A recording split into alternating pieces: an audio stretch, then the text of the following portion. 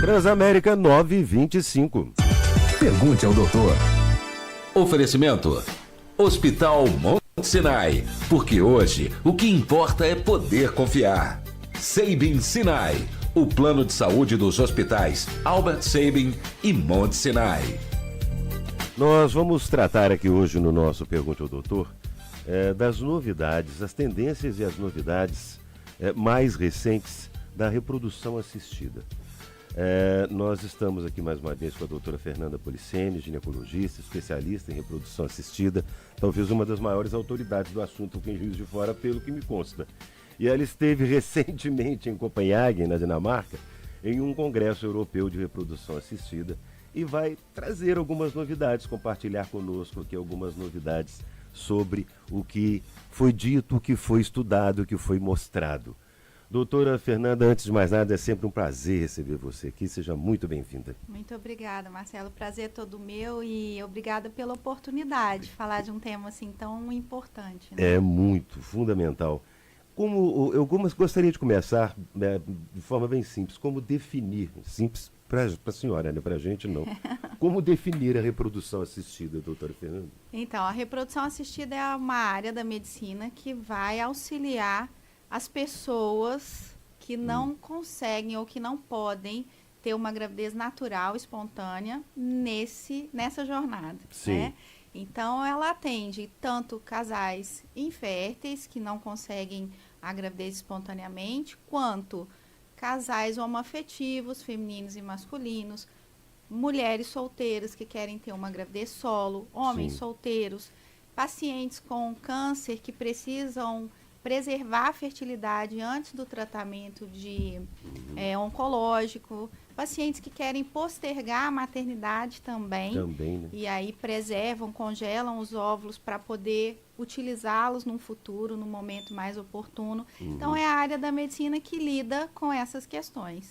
As tendências quanto aos cuidados e a prevenção com relação à fertilidade, o que nós temos de novidades com relação a isso? Nesse congresso europeu que aconteceu então em Copenhague, muito foi dito a respeito de hábitos de vida, que é uma coisa que a gente já conhece, claro, mas que agora os estudos são mais contundentes, os resultados são mais conhecidos. Então, expoentes do mundo inteiro apresentaram pesquisas nesse congresso relacionando os hábitos de vida, a alimentação, o peso, tabagismo, etilismo, atividade física com a melhor ou pior capacidade reprodutiva. Sim. E antes, Marcelo, isso era muito focado na mulher. Na mulher, né? E agora a gente tem vários estudos relacionando essas questões com o homem, inclusive com consequências no filho. Então, por exemplo, foi apresentado um trabalho em que homens obesos têm mais de 70% de chance de tem uma chance 70% maior né? de ter filhos com autismo, por exemplo. Olha, então, existe uma ação que a gente chama epigenética, que é uma influência do meio na manifestação gênica do espermatozoide, que vai levar uma alteração no filho. No filho. Alterações metabólicas. Então, fora questões outras, né? Por exemplo, o uso de anabolizantes, que a gente sabe que hoje... E hoje isso está direto, né, doutora? Direto. Exato. Tanto por mulheres quanto pelos homens. Exatamente. Uso de hormônios de forma não controlada, anabolizantes mesmo, que afetam diretamente a fertilidade. Então, hoje esse culto ao corpo, esse culto à aparência... Isso, se por um lado há uma preocupação com a saúde, acaba também havendo um desvio em relação a esse interesse, e as pessoas então usam às vezes medicações que são deletérias para a capacidade reprodutiva. Os energéticos também entram nessa safra aí de produtos que podem interferir na reprodução? Sim, porque eles têm altas doses normalmente de cafeína. Pois é. E a cafeína é já reconhecidamente uma substância que piora a capacidade reprodutiva. Tanto é que homens e mulheres que têm o interesse de engravidar devem consumir no máximo 3 xicrinhas de café por dia, que é 250 a 300 miligramas de cafeína. Então, se você acrescenta aí os energéticos, você tem uma dose extra de Também. cafeína que você precisa contabilizar. Eu estou perguntando porque eu vi que há uma linha de estudos aí agora mostrando os efeitos colaterais que o energético vai causando no organismo, independente de reprodução, Sim. ao longo dos anos, com a Exato. utilização constante. Quer dizer, por isso que eu liguei uma coisa na outra também. É isso e de mesmo. fato atinge, né? Atinge, é um efeito cumulativo, claro. Mas é isso, a pessoa que tem essa intenção, que quer gestar, ela tem que se preocupar com vários aspectos da vida, né? Sem Com a dúvida. saúde como um todo.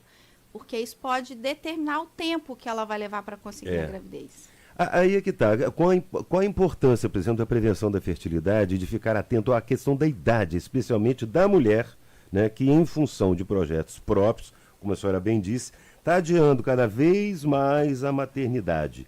Esses cuidados, além de todos esses que a senhora já enumerou, o que é preciso mais ficar atento? O IBGE ele apresentou dados em 2020 mostrando que a mulher tem, isso já é conhecido, mas ele mostrou dados numéricos, há um aumento de 36% no número de mulheres acima de 35 que desejam a gravidez. Ou seja, é uma tendência mundial, no Brasil não é diferente. Sim. A mulher tem deixado para engravidar mais tarde, em função de vários projetos, como você mesmo disse. Antigamente, né, as nossas antepassadas aí já tinham aquela programação, casar e ter filho. Hoje tem várias outras programações envolvidas. né? Isso aí já ficou em segundo plano, talvez até em Já. terceiro, né? Sim. E a gente sabe que tanto a quantidade quanto a qualidade dos óvulos vai caindo com o passar do tempo. Porque, diferente do homem que produz novos espermatozoides a cada 2 meses, a mulher já nasce com os óvulos que ela vai ter para o resto da vida. Então, é aquele estoque que ela nasceu com ele, vai diminuindo até acabar. E, além disso, são células que estão expostas a tudo que a gente passa ao longo do dia, da vida, né? Então, é a exposição à cafeína, é a exposição ao anabolizante, é a poluição, é o estresse. Então, a célula vai perdendo a aptidão para gerar uma gravidez. Exatamente. Né? Muito tem sido dito também a respeito dos disruptores endócrinos, eu lembrei disso aqui. O que são esses disruptores endócrinos? Isso, Explica pra gente. são substâncias químicas que interferem no funcionamento dos nossos hormônios, né? Então, por exemplo, o plástico. Se a gente aquece o plástico, a vasilhinha que vai no micro-ondas, ou a garrafinha de água que fica no sol e depois você põe na geladeira para beber, aquele plástico, ele libera substâncias químicas na água que podem interferir. Lógico que isso ao longo de tempo, né? Podem interferir no funcionamento hormonal. Poluição, agrotóxico, e por isso a gente defende tanto e fala tanto no uso de orgânicos. Exato. Né? Então, é uma série de fatores que, ao longo da vida, atrapalham a qualidade do óvulo. Dá para se ver, né? Eu me lembro que quando começaram essas garrafas PETs, eu lembro que muita gente comentava sobre isso. Eu ouvia vários médicos falando sobre isso. Isso elimina uma substância ruim, isso exposto ao sol, isso não faz bem para o organismo e tal. E agora está mais do que provado que é verdade mesmo. É verdade, Né? exato. Interfere em tudo, de fato, né? Interfere em tudo, de fato. Então, assim, quando a mulher, como isso é uma tendência, a mulher realmente, ela deseja adiar a maternidade, a alternativa é ela se programar. E definir quantos filhos quer ter, quando quer ter, tentar se programar e, às vezes, eventualmente, vai ser preciso ela guardar óvulos, que a gente congela esses óvulos. Nesse momento do congelamento, a célula tem uma interrupção da sua atividade, então ela fica paradinha com aquela idade, com aquela qualidade. E lá no futuro, quando ela achar que deve engravidar, se ela não tiver mais óvulos, usa o que ela guardou. Quais os processos de reprodução assistida que são mais usados atualmente, ou os que são sempre mais usados? Hoje essa questão do congelamento dos óvulos, ela cresceu muito, principalmente durante a pandemia. Eu acho que as pessoas tiveram mais acesso a essas informações e planos tiveram que ser adiados, né? Então, é uma técnica, o congelamento de óvulo, que vem crescendo bastante. Eu acho também super interessante a possibilidade de você fazer um estudo genético do embrião. Quando você faz uma fertilização in vitro, que é a união do óvulo com o espermatozoide no laboratório, você tem ali um embrião. E antes de colocar no útero, você pode fazer um estudo genético. Então, famílias que têm doenças genéticas e que querem evitar que doenças graves, né? que são incompatíveis com a vida, Sim. querem evitar que aquele filho tenha o mesmo problema, podem se valer dessa técnica. Olha Isso é só. muito bacana, a gente poder proporcionar saúde para aquela família, né? Eliminar aquele defeito, digamos assim, da... Isso, doenças graves como epidermólise DNA. bolhosa, fibrose cística, que são doenças que não permitem que a pessoa sobreviva, quem tem a doença, né? Por muito tempo. Exatamente. E quando é necessário optar pela reprodução assistida? Sempre que a gente tem ou essa dificuldade para engravidar, ou seja, um casal que tem atividade sexual sem evitar, sem usar nenhum método para evitar a gravidez há 1 ano e não conseguiu, precisa ser avaliado. Tem E que fazer pode uma- eventualmente precisar de uma técnica de reprodução assistida. E quando a mulher tem mais de 35, essa procura tem que ser até mais precoce, a partir de 6 meses tentando. É. Isso. Então não precisa esperar isso tudo. Esse já é o sinal de alerta para procurar e fazer um exame e Uma analisar de que avaliação. forma pode Exato, ser feito. Né? exato. Isso mesmo. Hoje, quem mais está procurando a reprodução assistida, doutora Fernanda? Os casais homoafetivos, as mulheres de idade mais avançada, acima dos 35? Há uma avaliação com relação a essa procura ou não? Eu acho que até por tudo que a gente conversou até aqui, a gente tem um público maior de mulheres com mais de 35 anos, né? que encaram enfrentam essa dificuldade para engravidar justamente porque adiaram. E não se programaram, né? No momento que poderiam. Até porque informação não é todo mundo que consegue ter essas informações que a gente está hoje tentando passar e até aqui. bem pouco tempo isso não era tão divulgado, né, doutor? Divulgado, exatamente. E havia também muito medo, né? Será que isso funciona? Será que vai dar certo? Até um certo preconceito, Também. um tabu em relação a isso, né? Então, eu acho que é isso, é tentar divulgar, informar o máximo possível sobre o efeito da idade, o efeito dos hábitos de vida, disso tudo que a gente falou aqui, na fertilidade.